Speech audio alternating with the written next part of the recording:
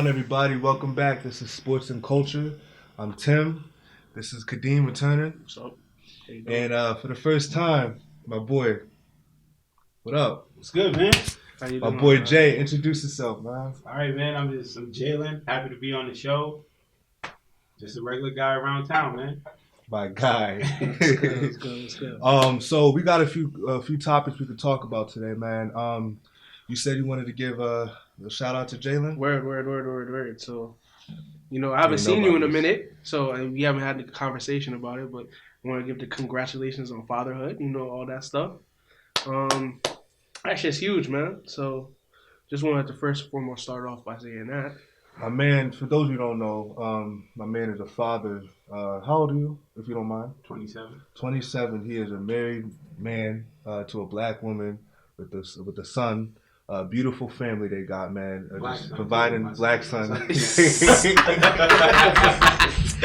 I figured they put two and two together. No, black son. We gotta make that known. But beautiful family, and just being an inspiration to everybody, man. Just showing everybody what it's like to be a man of that.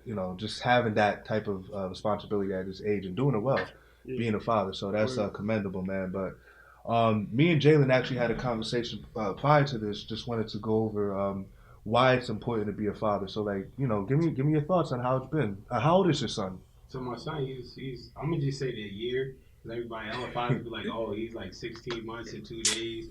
He's 47 months and 16 hours. Yeah, he's 1 year old, man. It's been crazy though. It's like it's weird. I think the biggest difference of like being a dad is like just like having somebody that you can't let down. That's a fact. And I think that's the biggest thing because I didn't have a dad like we talked about. I had a dad, but he wasn't really around.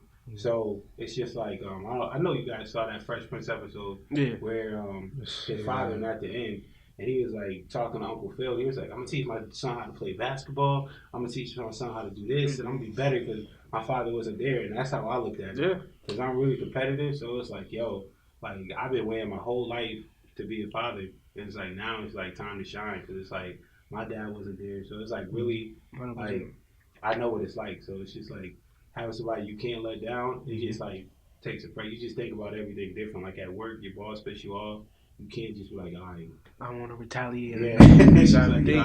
I need this. Yeah, I need this. Like, Facts. Yeah, man. And honestly, too, that's why J. Cole even put "Rest in Peace, Uncle Phil" in a song. Yeah. Like, I don't think, honestly, and I didn't realize myself how much James Avery, the actor, meant to me until he died. Yeah.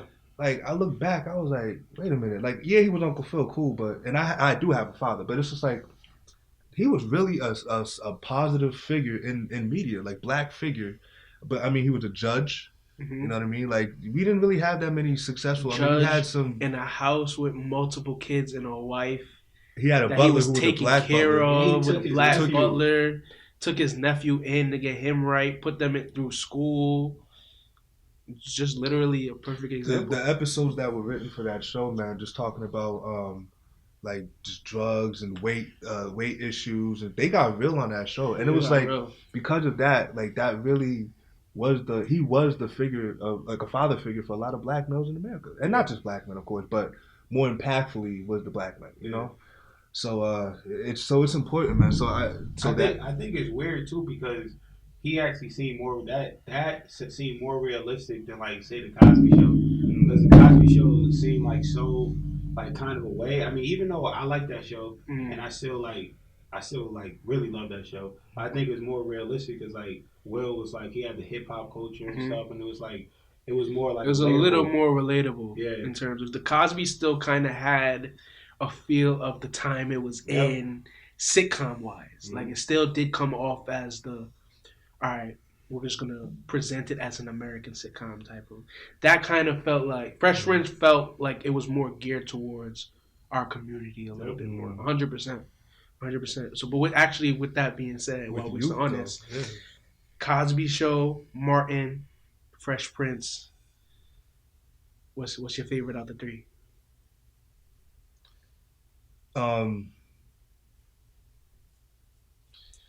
Not even that it's a topic or anything, but just since we on that black sitcoms, you just from those three. Yeah, I mean, or if you have anything you want to throw out there. I mean, there's so many that wasn't mentioned. Now I don't want to add too much, but you got the Wayne's brothers. Whew. You got Jamie Foxx show. The Jamie Foxx show. Italy, that's come home after school. That's on TV. You doing homework? That's on TV. And with the Jamie Foxx show, I think he rest in peace, Pops. Rest in peace, Pops. Because he was on rest in peace, Pops. But you got the Jamie Foxx show. This dude was a comedian. He still is comedian, actor, singer, everything. So, and it was perfect too how they kind of like wrapped it up. Mm-hmm. They actually had him. His job was like making jingles. Like the way they wrapped his entire thing into that one joint was fire. But at the same, he does that with his comedy. Yeah, man. But back to answer the question, I'm gonna have to probably go with Martin. And I think that's probably like every like black person's answer is Martin, just because it was so outrageous that I just think it hit. I think I know where you're going. I don't know if you're going. Anybody that knows me knows I'm gonna go Fresh Prince before Martin. Now I love Martin. I love Martin. Yeah. Like, come on, man, stop playing me. I love Martin. But for me personally, just growing up, I just had a deeper connection with Fresh Prince. Just personally, I love the original Aunt Viv. Don't even get me started. But that's come on, man. That is Aunt Viv. There's no other Aunt Viv. 3 seasons, I think. There's no other Aunt Viv. Yeah, she was there for a minute because she was pregnant. You're right. She was there for a minute. It seems so short though. I know, but I just personally had you know what? I'll say this: I learned more life lessons from Fresh Prince, and I just got more entertainment value from Martin growing up. Not saying Martin ain't teach me nothing, you know what I mean? But personally, I just got more life lessons and stuff from Fresh Prince. I think I want to switch my answer up because, and I know I kind of said it before, but the Cosby Show. Just because that wasn't that question too, the Cosby Show. Because what Bill Cosby did, he had psychiatrists and like people come in to make sure that black people wasn't looked at in any like stereotype or anything. And then as a father, he kind of like, I don't want to say wrote the handbook, but like Dr. Huxtable is like, he is, yeah. She was I think Felicia Rashad, she won an award like American's Mom. Mm-hmm. He was American's father, and I know like now he's not, but like that show is crazy. That show, it's kind of hard to pick. I think I'm still go with Martin, but Bill Cosby probably like the Cosby Show probably like an honorable mention. Yeah. So what would be Martin? I would say Martin. That's a tough rank. That's a tough rank. But honestly, I think Cosby Show would be last for me just because I watch it the least out of all of them. Mm-hmm. Like, I respect it on that level. Like, I'm never going to name, like, sitcoms with affluent black people in it. That's always going to be on the list, even if I didn't, like, really watch it like that. Mm-hmm. If it's on passing and, like, in the background, flipping through channels, it's nice background TV. Mm-hmm. You feel me? Well, I just Martin and, Martin and Fresh Prince. Look, Carlton is an all-time character. Oh, yeah. Carlton is just... And that, you know what? And that's another thing, too, made those shows so memorable. The supporting cast is... Yeah. Ain't nobody touching these supporting casts. Yeah. Like, come on. All-time supporting cast. All of those was in the 90s. But then that's when I feel like you had quality black TV that didn't have to have, like, scandals. No pun intended or nothing. But they didn't have to have no big scandals. Nobody wife had to be cheating on somebody else. Mm-hmm. Like you didn't have to have that. You just had like quality TV, like quality families, like Moesha. You had Living Single. Like it was just like it was just quality black TV. Like now, when you got a black show, it's like, and I think it's great because it's showing a little bit of everything. But now, like you gotta have an interracial relationship. You gotta have it. I'm so glad you went there. That's what I was thinking. You have to have like you got like a token gay guy, and every show has a lot of political. They try and force certain rights because like back in the 50s and 60s, you had to have like a token black guy. Mm-hmm. So like every time like a group gets their right to be like accepted in mainstream. They're everybody's getting token, but then it's just like every show, every movie has to have a token black guy, a token gay guy, or a lesbian woman, or some type of LGBTQ, or you have to have like an interracial relationship. Like it's just like it's in everything. Yeah. Nah, I just miss the pureness of it, man. Like you would taught wholesome life lessons without all this extra stuff that goes on. Like I'm not trying to bash, and I've actually watched a couple episodes, but like what's that show? Blackish. Mm-hmm. Like I heard a lot of good reviews. I've seen a couple episodes. It was good, but I just there's certain moments in the show like you could just tell they're trying to push an agenda. Yeah. You know, and it's like all right, like you're trying too hard to push this narrative, but you're like now the story is like it's like a cheesy, it's a cheesy plot line. Because everything has it. You know Like what I'm I saying? was watching shows, Come on, man. and it's just like, oh, the first time I watched the show, I was like, oh, that dude's probably he's gonna probably be gay, Mm-hmm. and not because he is showing like acting any type of way, but it was just like where is he like. Because you know it's coming, like you know it's coming. Just, and it's in every show. Mm-hmm. But it's just, so it's just to me, I think it's definitely needed. Just like I love seeing representation, but it's just like the way that they're presenting it. I think they got to do it a little bit better. They forcing it instead of naturally letting it find its way into its perfect role. Yep. You feel me? Right. Like it's not that it's always necessary, but when it does fit, you should put it in. You know what I'm saying? I feel like sometimes you forcing actually takes away from the importance of it because it's now giving the viewer a standpoint of I feel like you're forcing this on me instead of just a natural acceptance of oh well I see that on a regular so that's just what it is. You feel me? And sometimes it's just press and press and press, but I feel like pressing is still better than not having it at all. Not having it at all, definitely. Of course. So, but that's like whenever somebody first like they get their opportunity to be out there, like they gonna do it to the most. And then like once you're there, then it's just like oh like you can act like you've been there before. But like once you've been like pushed to the bottom, homosexuals, especially like black homosexuals, been like treated like horrible. Like I got family members that's gay that like their parents didn't want to talk to them like for a long time. Like now finally they were scared. Like they like 30, 40 years old. They were scared until like maybe they like 5 years ago or maybe like this year to say like oh like I'm coming out. Yeah. So like just that's a beautiful thing in itself. Yeah. That and then now they can see stuff like I think it's important for us to be able to see good representation like James Avery on Fresh Prince for us to see like strong black men, but they need to see like themselves in a positive light too, where they're teachers, lawyers, doctors, presidents, or whatever. There was a show that had a gay guy, but in like some type of platform, but it was dope. Oh man, when I think of it, I'll get back to it, but I agree. I think it shows, but there's still like good black shows now. It's like The Chi. I like that because I think The Chi. I love how they show Chicago because everybody looks at Chicago like, oh, Chirac. I don't want to live there, but they just show it's still like that stuff's going on, but it still shows like kids.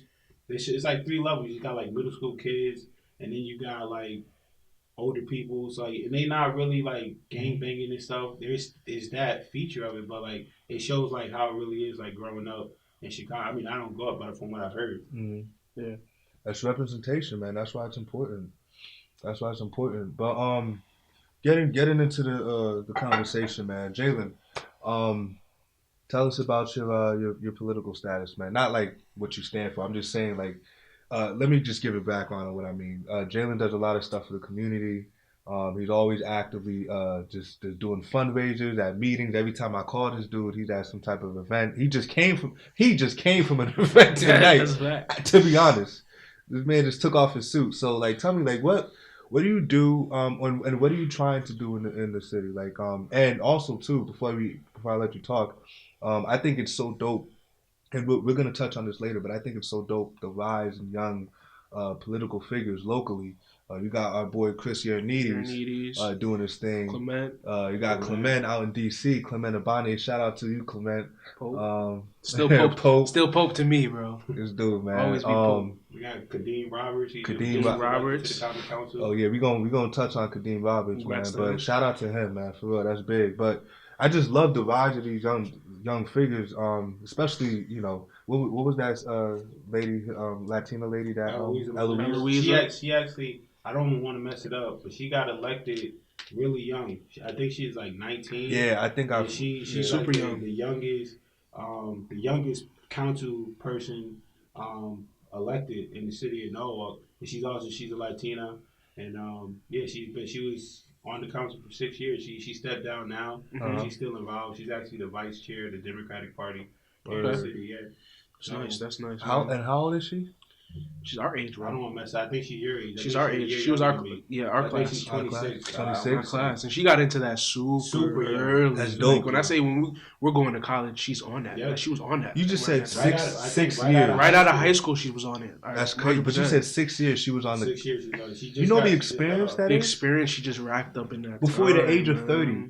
Not just the experience. Like it is the experience, but the networking that the knowledge that she has, the whole outlook on life, and like that's what it is when you're young. It's like, because when I first got involved, like it was 2008. Like, I was still in high school. I started getting involved like mentoring and community events, and there was like, at that time I wasn't involved politically, but I was involved just in the community, and there was really no young people. Once I got involved politically, like maybe 4 or 5 years ago, it was just me and Eloisa. Like, it was just like, and then the work is, we kind of got overloaded because it was just like, oh, we got to find young people to like do something, and it was just like, you're gonna say yes because you're ambitious and you want to do more. But now, like you said, you just mentioned all of these people. Kadeem, we got my boy Darius Williams, he's like the secretary for the Democratic Party here in Norwalk, and guy Eloisa, we got Clement, he's like in DC, like on the hill, like with these, like he's there, like they're I saw this man put a picture up talking about, me and my guy, and it's Senator John Lewis. Yeah, it's like, yo. Shout out to you, Clement. That's what's up. It's crazy. That's like, great. That's so I great. feel like that needs to be like focused on, because we're doing stuff here in Norwalk, and I think that's important. But like what Clement is doing, like he set himself on a track where like he could possibly be president or something one day. Like whatever he wants to do, like his posture is great. Like that dude, like he's like Obama or something. Yo, it's something about Pope. Maybe he's always been like that though. He'll always address you. Just always a firm handshake. And he's always going to be direct with you about everything. And he used to work. Me and him used to work at Best Buy, right? With Pope, with Clement. We call him Pope. Yo, home theater department. Why my thing stuck? Home theater department. Ma'am, how you doing? Is there anything I can help you with? Yo, how you, like, just everything about him is speaking of, you're like some type of government, like you're just a spokesman. Yep. Like this man, the posture, everything, just a spokesman. You're selling TVs, bro. like bringing yo. it to Best Buy. But man, I gotta respect it. It was something great at Best Buy, man, because you got Mandy Langella. He actually just got elected to the Common Council. Okay. Mandy. Okay. Mandy, he was a manager at Best Buy when we were there. I believe, I might be wrong, but I heard Nick Sachinelli used to work at Best Buy. That sounds familiar. Really familiar, but I think he's connected. And then did Chris work at Best Buy ever? Chris Ioannidis? No? Nah. But at least, I mean, it's me, Mandy, and Nick. Like, that's crazy. Like, at Best, and I mean, back then, you wouldn't have thought. Like, it's crazy how things work out. It's crazy, man. That's man. So in talking about this, right? Why do you think it's important, like, to just even be involved? Because a lot of people our age aren't involved. They probably have no idea. Like, and not saying, I'm agreeing to anything with Trump is, but if you're gonna disagree with Trump, know why you disagree with Trump. Because if somebody comes to you who supports Trump and starts hitting you with all these facts, you don't want to look stupid. Support your argument. So a lot of people don't do any research on anything. So, like, you know what I mean? So I think it's important to be involved. But why do you think that's important? I think that's also why it's important to have young people in politics in general. But I want to hear your take on that. But I feel like just feeding off what you're saying, because back on representation, this is a huge thing. Mm-hmm. Life just naturally goes in a way where it's just a flow. Like, yeah, it doesn't necessarily have to come off as you're following other people, but people in your age bracket, naturally, when you see them progressing, it makes you want to progress. Like, you feel like like this is what I'm supposed to be. I'm supposed to be headed in this direction. It's a motivator, bro. And it's not even necessarily that you have to say, all right, I see them doing this and this is what I want to do. But people, you can be inspired by people that's your age. That's why I feel like it's very, very important to have them have the voice for us, because we need people to be able to relate to. That's why it's good that everybody has different passions. That's what it is. Like, I'm not going to be no political person. That's not my passion. But someone who is passionate about that should have every right to pursue it, because you need passionate people in place to speak up for for people who can't necessarily speak up for themselves. So we're taking the answers. Nah, man, I think with everything you said is right. But I think that there's like a simple answer. It's because the way that life works is that you live a certain amount of time and you die. It's unfortunate, but that's what happens. Right now, we're like in our late 20s, crazy, but we're in our late 20s. But you got most people that's in power, it's like they're over 50. A lot of times over 60. It's like they're not, unfortunately, they're not going to be here too much longer. So it's like we got to deal with the world that's ahead of us. In our kids, it's people that's connected to us. Like we have an interest in what's going to happen in the future. So it's like, I'm not saying that you got to be involved, but I would say be knowledgeable of what's going on in the community and what's going on. And then we need people involved. At first, like we still need help. Like we have young people that's involved now, but we could always use more people, because before, like I said, when it was just me and Eloisa, we were the young people in the room, and it was like obvious.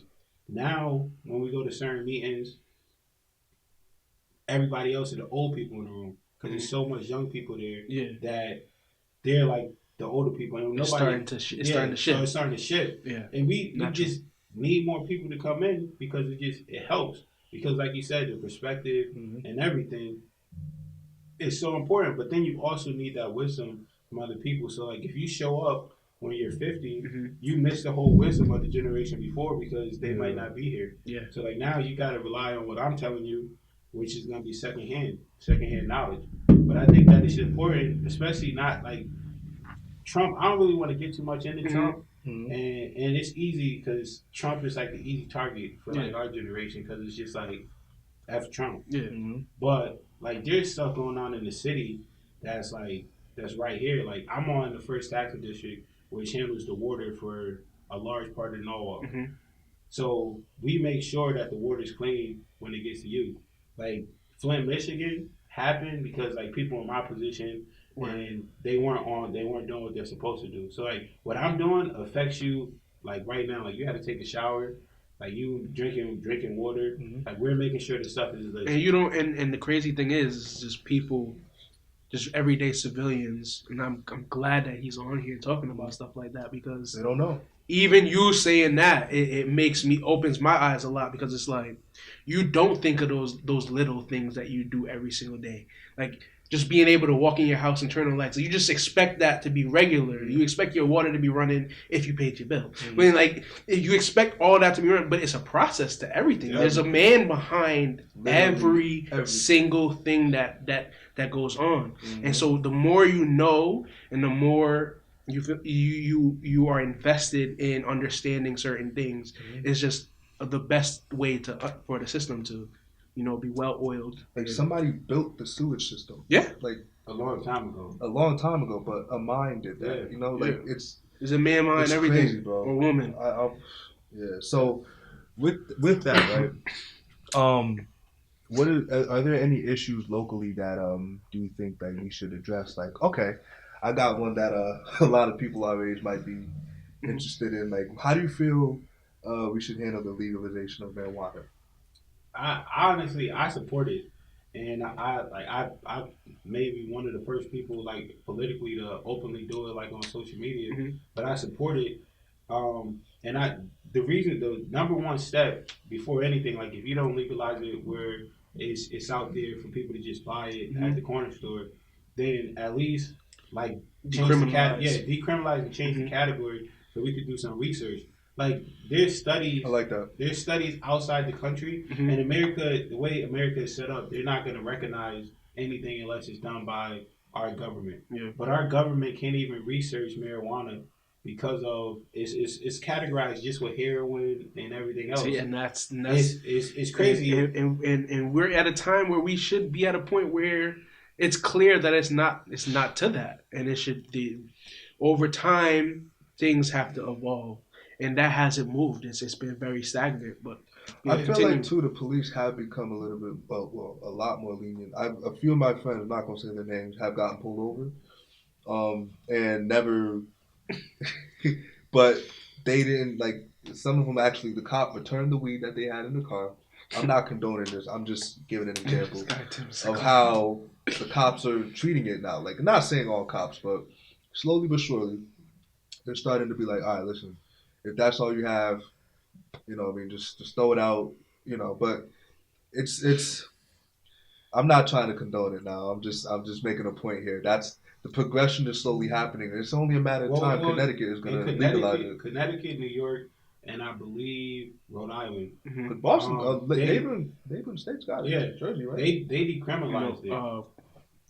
Mass for sure. I'm not sure. Mass for sure. I know DC too, right? I believe DC did. But was one of the first ones. Massachusetts is legal. Like they have dispensaries and everything. But I believe Rhode Island, Connecticut. I'm just talking about our region.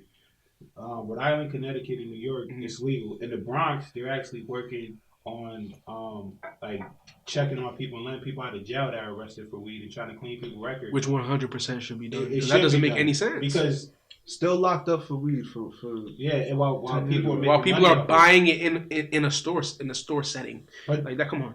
But the thing is, it is decriminalized, so that's why the police situation is a little different. Mm-hmm. A lot of people's concern though is like with the driving and everything. So that's why in Connecticut, I know that it's been a holdup. We're making it legal because it's just like, okay, still we want to do it, but how do we control it? But then that's where the research comes in, though. That's why you have to at least break it down to a level where we can do research. Because once you do research, you'll now be able to get down to a science of whether this is acceptable or not. Well, I don't understand. Conditions. What did every other state do? Like, why is Connecticut? In Colorado, they did have like an uptick, because they don't know what to do. Like, if you get pulled over and you're drunk, you take a breathalyzer, and they do have like stuff like breathalyzers for weed or something. But the thing about weed is just like there's no clear science right now that I know of, unless something came out. But there's no clear science to say, oh, this person is like high right now. Because if you take like a drug test, it's gonna show up in your system in 30 days. Yeah. Okay, so from that perspective, it's just like, how do you tell like if that person is too high to drink? Like, what's the weed blood level or something? They'd have to do numbers. So this is coming into like, is it acceptable to like have a job while you're high type of stuff? That it goes into just driving, just operating a motor vehicle, anything like that. Because you can't, like, if you job like drug testing, you don't have a medical license in Connecticut, they could fire you because if you fail a drug test, it's just like you got caught like with heroin or something. Yeah, which is kind of crazy because heroin, cocaine, and crack, to my knowledge, it goes out of your system in like a couple days or something. Yeah. But weed like sticks to you for like 30 days. Yeah, it does. And if you're a heavy smoker, then it can be a little bit longer. Yeah. So how many months, boy? I think that it has to be approached in a way where it's safe because, like we said, if our generation was full, like they had the state house and they was in Washington and they had control, I think it would be legal. But you got to deal with another generation who's like, hey, I don't know. And the funny thing is everybody smoking. Like all demographics, all like poor people, rich people, white people, black people, like everybody is smoking. But it's just nobody publicly really wants to come out and say, I support it. Yeah, what I will say, just to touch on, just wrap this whole weed situation up. I went to Boston. I was there at the end of September. Sorry, just let me clear my throat real quick. But I was there, and it was a line. And first of all, I pull up, and I'm just amazed at the fact that I'm in line to buy marijuana right now. Like, that's just first of all, if you do smoke, that the entire you hear about like distilleries and all that stuff like that. The actual experience you have to experience at least once, because it's just like you don't even feel like this is right. I'm in line. There's security, but security is just here to make sure nothing is foolish is going on. That's crazy. I'm in line. And the thing that I noticed though, that's crazy, is the diversity from literally color to age to any type of representation, anything you are. I saw a couple there that had to have been in their 70s. A white couple in their 70s, a black couple, interracial couple that's our age, just black people, Asian people, white people, Hispanic people. Bro, weed is like music. Literally, weed is like music. Okay, it brings people together, and I've had some of the best conversations. Listen, I've met a bunch of new people. But the thing is too is like that's where you gotta get involved because I talked to a lady, she's a state representative, and I don't want to put her on blast, but she said that she got more emails from people like saying they don't want it than people that say they do. And I know that there's more people that do, but that's why it's important. You got to find out who your representative is, and like send them emails, like blast them, like let's start a movement. It's like tell these people like we want to legalize it, because that's when whoever makes the most noise in politics, that's what's gonna get stuff done. If 10 people write letters and say no, I hate it, my grandson smokes it, it makes my house stink, and then nobody writes a letter and say, oh, I want it. That's literally 10. A heavy 10. Yeah, literally, 100%. That's true. So moving forward, man. So we got a lot to talk about. One topic I definitely wanted to address, and me and Jalin actually went over this before. Did you hear Whack 100's comments on Nipsey? No, I did not. If you could briefly. So I'm actually, to be honest, I want to play an audio sample. I'm gonna play it from my phone. Should that be able to pick up? You know what I'm gonna do? You can play it, and then I'll just. Well, I'll play it. I'll play it for you to hear it on the live. Yeah, I'll clip it. I just want you to hear what he said because it's No, I'm assuming there's probably something about his passing related to it. Nah, it's pretty much his thoughts on being a legend. I wanted to, before we even get into it, let me just let the clip play, and then tell me your thoughts. A lot of people are coming at Blueface right now. For what? For saying, for you going on and saying that Nipsey wasn't a legend. He wasn't. What's a legend? A legend. Define a legend. Someone that passed away. That No. I'll start. No. Okay, listen. So let's keep it real. If Dr. Dre right now died, we would say we lost a legend, right? Yes. Wait. Based upon what? Numbers, right? Yes. Body of work, right? Yes. How many albums did Nipsey drop? One album, right? This is not no personal shit I'm talking about, right? Yeah. This is just real shit. The man died with 1 million followers, no radio hits, no platinum hits, right? No world tours, right? After he died, he went platinum, sold a bunch of records, followers went up 9,000, right? 19 million, right? Yeah. Right, so first of all, we gotta define what the fuck a legend is, what the fuck a legend ain't. Absolutely. Right? Was he on his way? I think at the time, yes, he would have been. But at the time of his demise, let's keep it real. The truth could never be defined as disrespect. If it is, that means you lying to your motherfucking self. There we go. That's just like a motherfucker saying, hey, Whack, you a little short, motherfucker. And I get mad. That's the truth. Yo, I love people like that. Thanks. I honestly do, because there needs to be a healthy balance. There 100% needs to be a healthy balance. And just because he's speaking in an aggressive tone doesn't mean that what he's saying is coming from a negative place. He's just passionately speaking. I didn't take it as disrespect at all. Actually, I from his perspective, I 100% agree and understand what he's saying, but I don't think you have to necessarily, because you're in music, that have to be a legend because of the numbers. Okay. You can be a legend because of a lot of other things. This is the point we made out before you even say that. As far as, because literally what you're about to say, I think the point I'm about to say is what I think is what you're saying, and we brought this point out at my house. As far as music legend, like he's put out a lot of projects and stuff. But as far as music legend, I personally, and this is me, I do not consider Nipsey, no disrespect, a music legend. Yeah, I consider Nipsey a street legend. he is. He's a legend. You can't name one person in LA who, white, black, Spanish, whatever, who don't know who Nipsey is. Yeah. Even before his death. I'm not gonna say that, but his death captivated the entire country. On both sides, though, not just the black community. Mm-hmm. It was on TV on every station. Mm-hmm. You were hearing about it. At the Grammys, they have his suit up in the Hall of Fame, the wing. Like it's, even though I thought that was a little much, but I mean, he should have won the Grammy though. Cardi didn't deserve that, in my opinion. Cardi won that for that album.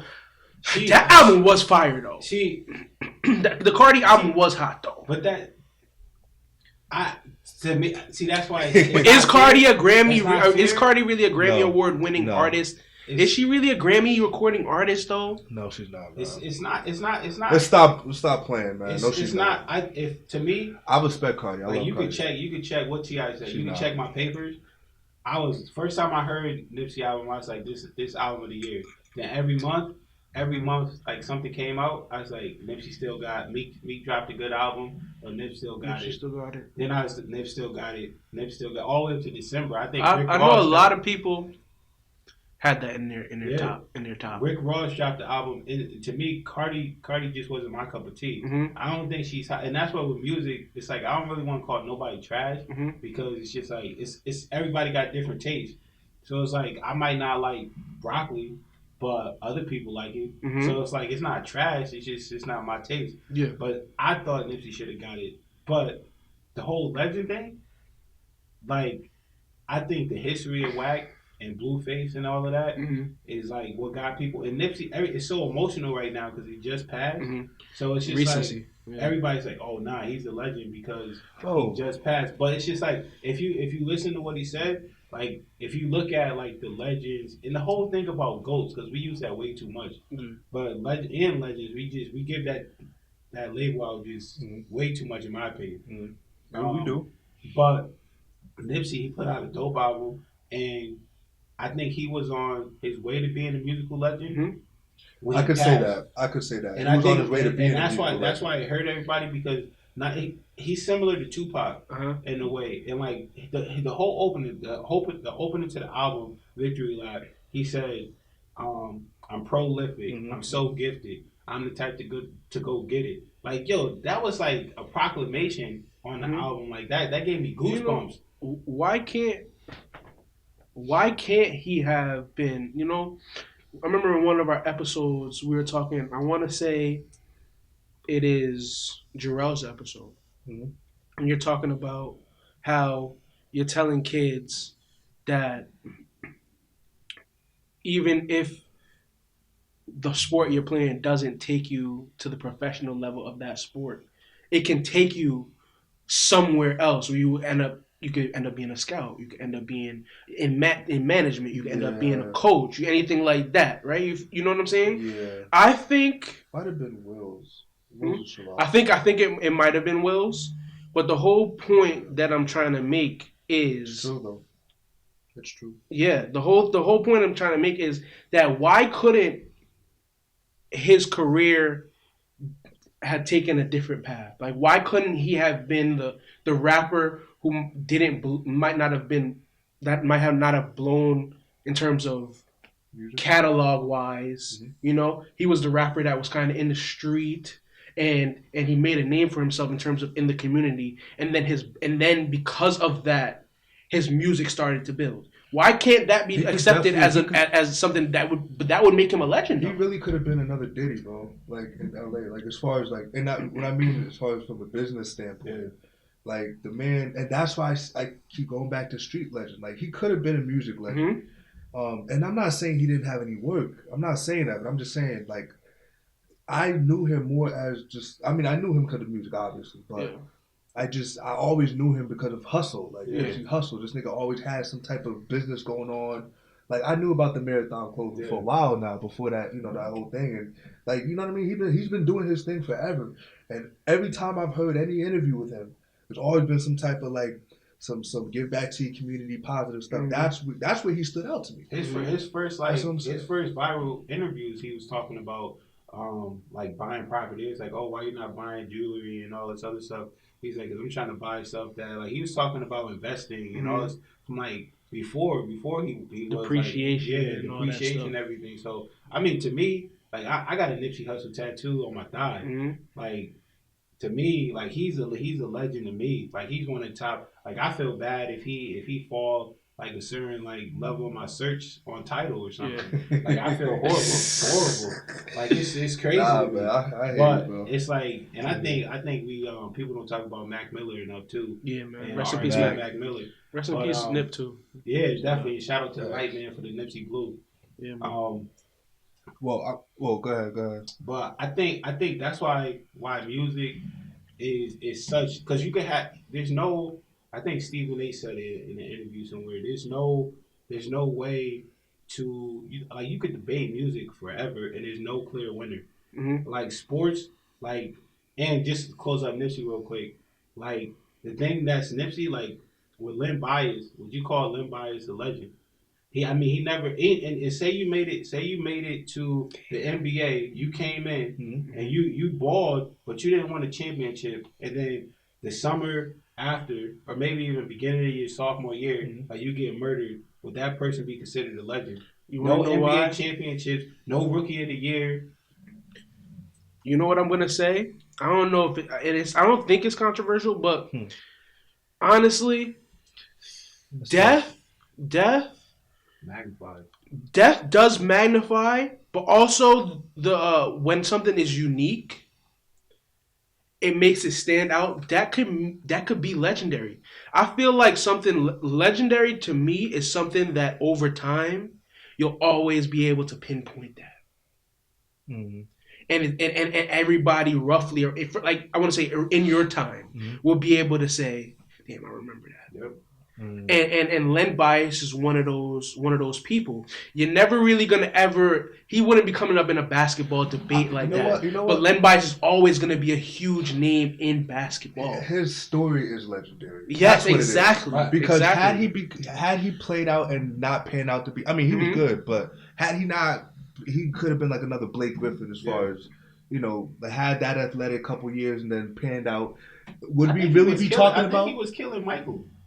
I think he was in college. He was supposed to be the next Mike. He was supposed to be like that's where he was. That's where everybody was talking him up to be. He was supposed to come into the league as that next guy. But do you think the way his story ended made his it's like I honestly think his death, his story was amplified even more. Yeah, it is because it's such a tragic story. Exactly, and I mean same thing with Nipsey.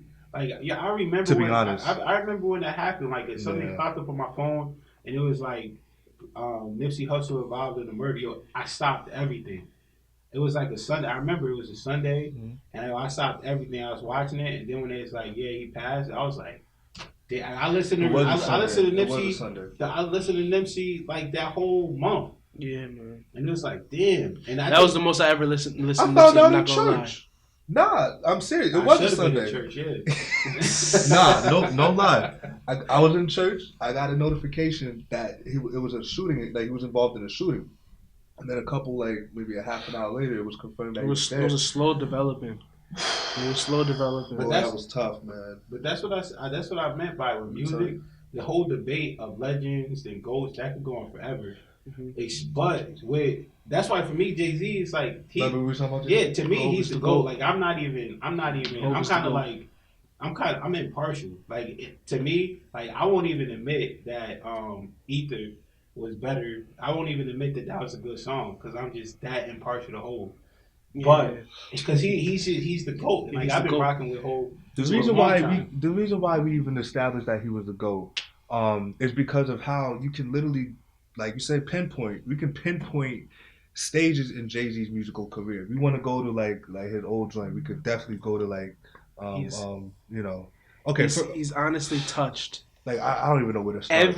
every relevant, because I would say we're in the hip hop Hard Knock realm where hip hop is the most popular thing right now. Like I want to say maybe 2 years ago it got categorized as hip hop is what pop music is now, right? I think that was 2 years ago it got certified as that. Rockstar, and I'm the biggest one of them. Yeah, man. But I think when did the Blueprint come out? the thing is to that entire time or our era or the most significant times in hip hop, I would go from the 90s because 80s, yeah, you had, but it was different. It was different. 90s was where you clearly started to see the aesthetic that has now transitioned and formed into what it evolved into what it is today, right? He's literally touched every single decade from that point, but multiple times. But the thing too is that legendarily too, the way that he evolved, where his subject matter is evolving. Like he started off talking about like, and it stayed consistent though. I'm looking at Blueprint right now. You got girls, renegade. Even before that, like when he came out with like Reasonable Doubt, he's talking about like selling drugs, but at the same time, I forgot the verse, but he's like, look what I'm doing to my community. Like it's like he's self-checking himself back then, but the hustlers is still listening to it because he's not saying it's wrong. He's just saying like I did that, and like wow, I shouldn't have been doing that because look, I sold crack to my community. But like it changed. Like he went from doing that to now, and he's talking about buying property, and I'm trying to give y'all game. 444 was a free whole album of free 99. Yo, 444 is straight game. The whole album. The whole thing is it just evolves. It's perfect in my opinion. No other rapper stayed that consistent because when the Jay-Z album dropped, like everybody's like, yo, let me go. Yeah, I gotta go check it out. You remember when he dropped Magna Carta and that first day it dropped, it was on the Samsung. Everybody was trying to figure out, yo, how can I get this real quick? How can I get it? And people shit on Magna Carta, but Magna Carta, I like Magna. People shit on Magna Carta, bro. Like people will easily be like, "Oh, Magna Carta's trash." There's like, a song on that album with Nas, Justin Timberlake. I think Swiss Beats is in it. It's a bunch of people. They made that. I forgot the story, but it's like it's so much people on that song, and it's just like, wow. Yeah, I mess with Magna Carta. Yeah. So Frank Ocean was fire. Yeah, man. So as far as let me see, just want to make sure. So with this new wave of music, because that's kind of the issue I have with artists nowadays. Because I'm a lyric guy, I like to hear lyrics. I'm not really hearing lyrics nowadays, you know. But I have to. I'll be remiss if I do not give a shout out. That'll be dope if she can come on this show one day. Young and May. Yeah, Young and May is fine. Young and May. You should change the lights. Yo, no. People don't understand how dope this chick is, man. Like I used to love Cassidy back in the day. I'm telling you, she's giving me Cassidy bar vibes, bro. Like every bar she's hitting, it's like that. Oh my god. Her freestyle. I think just being objective, her freestyles is so fire, and then her album is like inconsistent. Like I don't think. Again, that's why I like. Because there's a Cassidy, difference, bro. though. There's a difference, and I feel like it's okay to be able to separate that, though. She's a boss. Because I don't feel like I should have to. Like if I can separate and I appreciate bars, right? Or I appreciate production. And we're back. I'm sorry about the technical difficulties. You're kidding. All right, we're back. Sorry about that.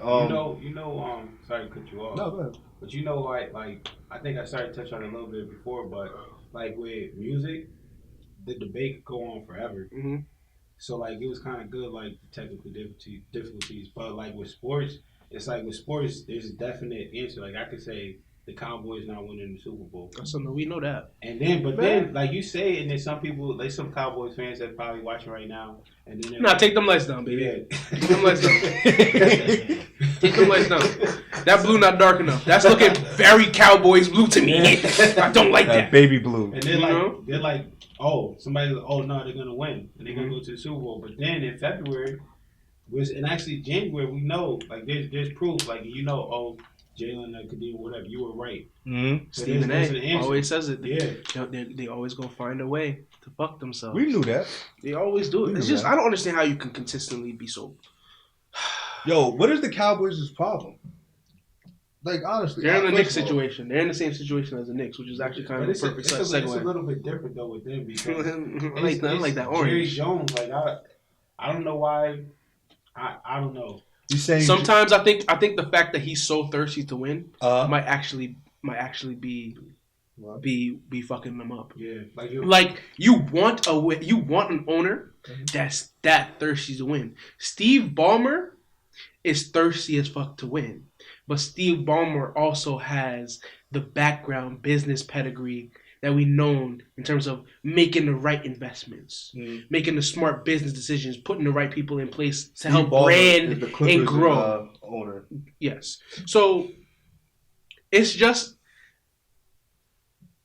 having the passion and the will to win is something you want in every owner that you have.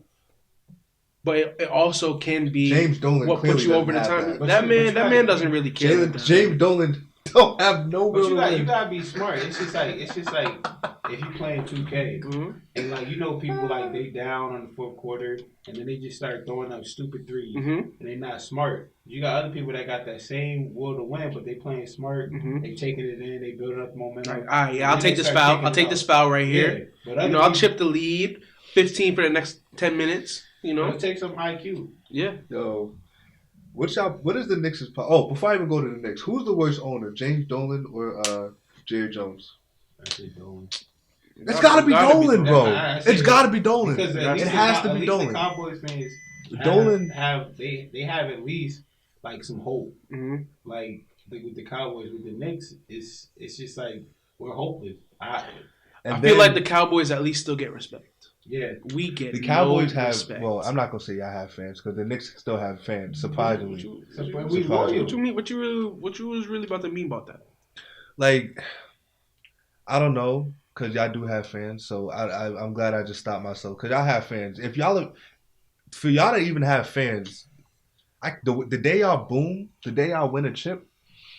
It's not even that. Shut down that's how I know everybody's not ready. It's not even about us winning the chip. What? The day we get back to a consistent level of we not a laughing stock right now. We don't even got because we gonna talk shit every single day. What you put your hands up for? You ain't no Knicks fan. Fake Knicks fan in the back over there. Jared Williams. Haters. But I respect like real Knicks fans. Like Kadeem, I respect them because with us, like the Knicks have never been. I've been trash. Championship caliber, like it's been. We had one year where we was nice. 1 year. 1 year. I think everything else is a distant memory. I was looking at our average for like the past 2 decades. It's like 400. And the only reason it's that high is because we have a couple outlier years where we was over 500. Like when Woodson was there, I want to say we had close to a 600 win percentage, and then. Who else was there when we had a that might have been it? Woodson. And there's another period of time, but I want to say it might have just been an interim coach. But we need to get back to a level of people are mad at Adam Silver because he's not getting involved. David Stern at least he got involved and he made to get rid of Isaiah Thomas. Like this was like 10, 12 years ago now. But like Adams, that people actually want the commissioner to get involved to like help the Knicks out somehow. But it's like that's sad. What the article came out today. Yeah. Basically, all you have to really say, really have to know is it basically said, "LOL, who cares?" Yep. He was like, yeah, they're doing bad, but I got other teams that want to win. It's like he said he essentially said I do run. Like 30 up, like 29 other teams. Like. Listen, I will say this though, because we've spoken about the Knicks before. Oh, first of all, before we even get to that, I talk fast. I'm sorry. David Fisdale, as of today is Friday, February 6th. The 6th, December 6th, 2019. December 6th. I'm in 2020 David already. Fizdale just got fired. Congratulations to that man. Congratulations to that man. That man. He leaving. He getting his bread. He don't got to be stressed no more. His wife is still fired. I mean, like, what is it like? You leaving happy? We would have been if Steve Kerr took the job. We would have been firing him. I need to listen. Mark Jackson. I'm telling you, that's it. As we are sitting here now, as we are sitting here today, what's up? On this December 6th, 2019. Let me tell y'all this. We are going into a new decade.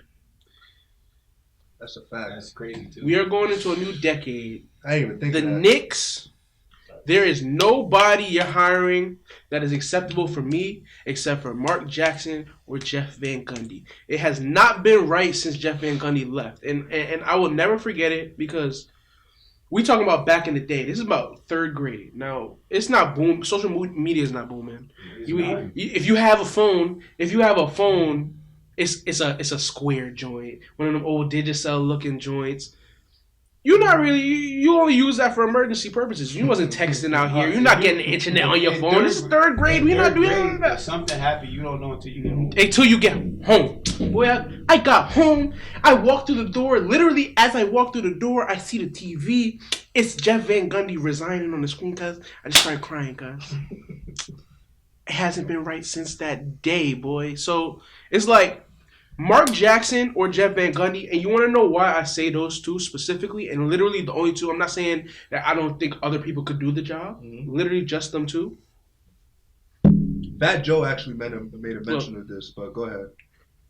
Mark Jackson and Jeff Van Gundy have those personalities that just fit for a New York head coach. That's what Fat Joe said. The person who will look at the media, who's been sitting here, and yeah, we playing bad right now.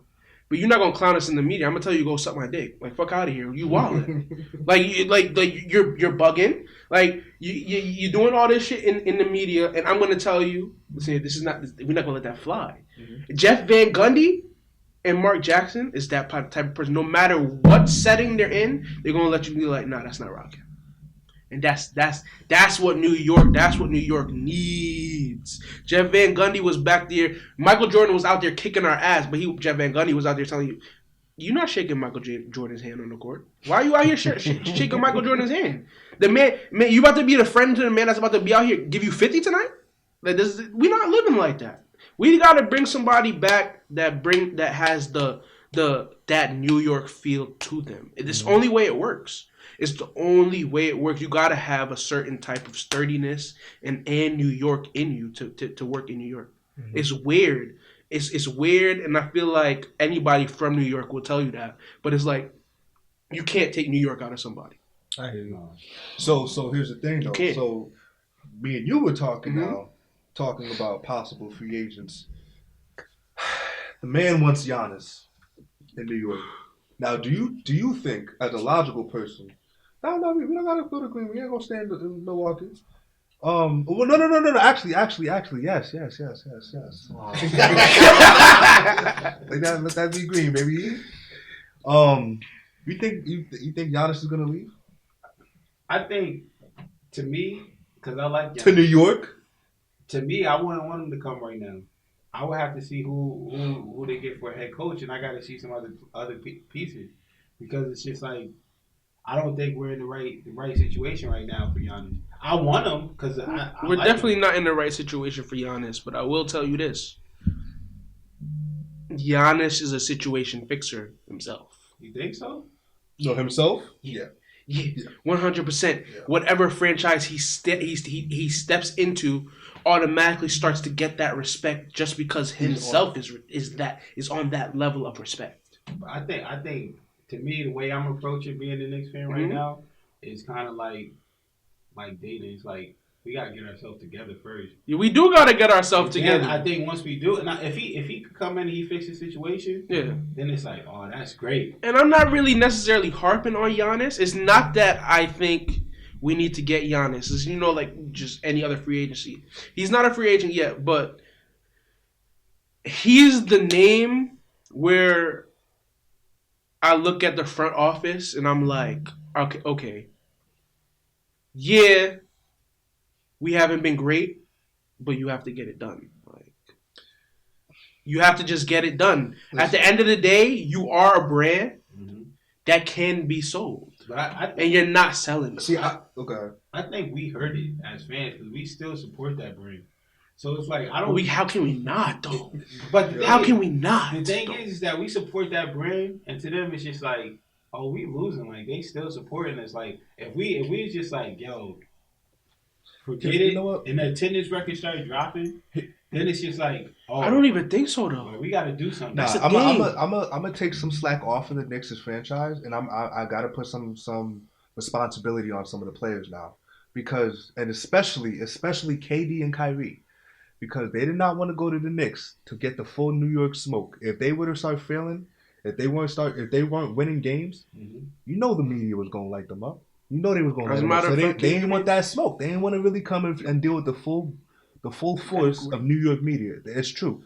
So I gotta give credit to Melo. That goes back to Melo when he was back in what was it 2010? We'll go in on Brooklyn. 2010 when he signed. I was excited. At the end of the day, you gotta give it respect. He tried to do it. He tried to put the franchise on his back. And take them somewhere. I mean, honestly, right now, I take that Knicks back because we weren't getting blown out. That's the last time we was competitive, like on a real level. Y'all got swept. But by the Celtics. The real person that needs to get credit, that doesn't necessarily, honestly, get enough credit in that situation.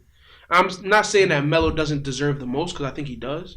But Amari does deserve some credit, because I'm gonna tell you this. I'm gonna tell you this now. That is a fact. Amari sparked what the Knicks can achieve in the future if they actually do stuff right, because it literally just takes them, the Knicks, a franchise in the Knicks' position, right, where they might not be having success right now, but they have the brand that if they were successful, it could catapult just quickly, like a flip of a switch.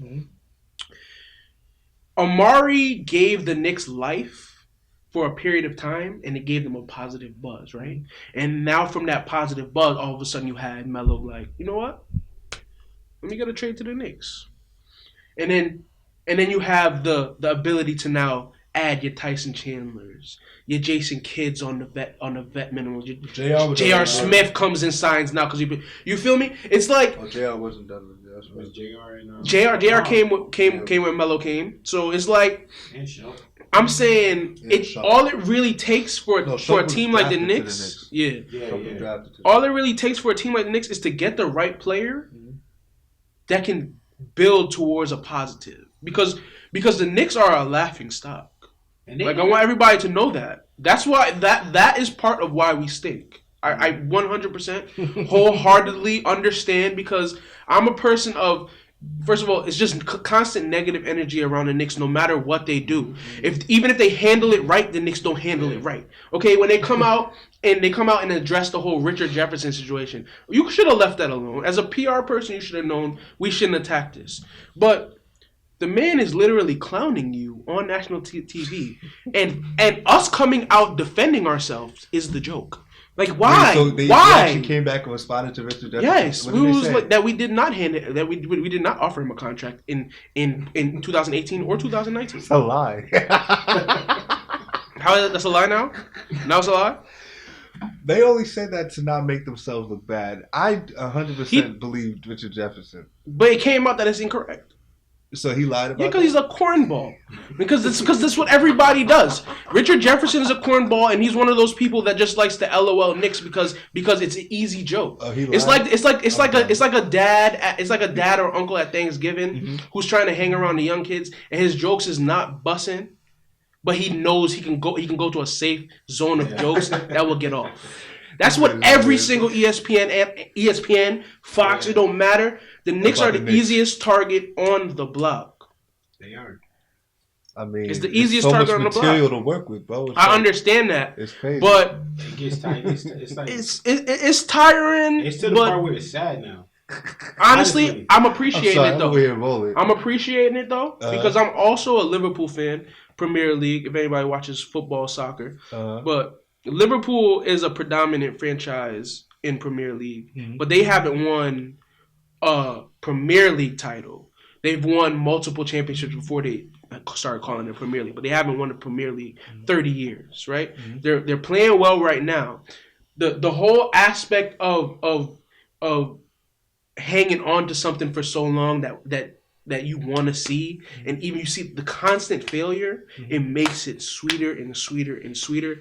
And I actually appreciate the Knicks being bad. I want them to be good. Everybody here would want their team to boom every single year. Who wouldn't want their team to go 82-0 every single year? That's complete destruction. Look, the Browns stink. Put that down. You said they were going to make the playoffs this year. You are smoking krills. Have a seat. Didn't y'all go 0-16 a few times? Like twice? But, you know what? While we're still on that point, it does feel good to be in a place where you feel like, damn, maybe this year we could be able to do something, right? It feels way different than 0-16, right? That's right. Right? You don't even get that. Huh? You don't even feel that. Huh? That's the point you're making. That's the point I'm You never making. even feel that. That feeling this summer when Jared is able to come into the group chat and be like, I'm talking shit, even if it's out of a place of we're still looking at it like you're crazy. Like, yeah, you got all the talent, but you're still the Browns. When I could do that for the Knicks, I'm not easing up off the gas. I'm not easing up off the gas for nobody. All right, man. Listen, we're running out of time. So we wanted to first, real quick, shout out to Hollow Hoops, man. Again, just providing us with content, gear. Check out their website, check out their Instagram. They got a whole bunch of holographic gear. Jalin, I appreciate you coming and helping us out, man. Giving us hopefully I'll be back. little peek into your mind, what you're thinking. Kadeem, thank you for your insight. No problem. We're gonna have you sign this little backboard, brother. Write a passage. Just sign that right there. Jared, hold on. You know what? We're gonna edit that out. Actually, yeah, do that. Cause we were gonna get the close up of him just actually doing it. Sure. Yeah. Okay. So we'll just do that afterwards. But we're gonna edit. Let me backtrack. You good. You good? Keep going. What else did I want to address? One shout out real quick. So one shout out real quick. Let me shout out Corey Matthews from Boy Meets World, because that was a great show. I've been watching it a lot recently, and I actually kind of found out recently that I feel like that show grew me. No lie. I'm sorry. That was very random. But Corey and Topanga, True Love. No, that show is literally great. Like, Boy Meets World is the most perfect title, because I'm sitting here running back literally the pilot season and pilot episode, and literally every single episode is a life lesson for a young boy growing up. And I'm like, nigga, I might have been Corey Matthews. And you had I think Sean. I might have been Corey Matthews. Sean, you just had everything. Middle class and poor. Baby. Oh man, that was such a great show. Yeah, man. So we gonna actually get a close up of him. You had an interracial relationship in that. Yeah, you got everything in that, man. Yeah. That's a legendary show. Speaking of legendary. All right, so one more time, man. Thank you for checking us out. This is Sports and Culture, Season 2, Episode 2. We'll be back at with you, man. Yo, one more time. Thank you. All right. I hated the way I ended that, but whatever. So you got this close up shit? Yeah, we got the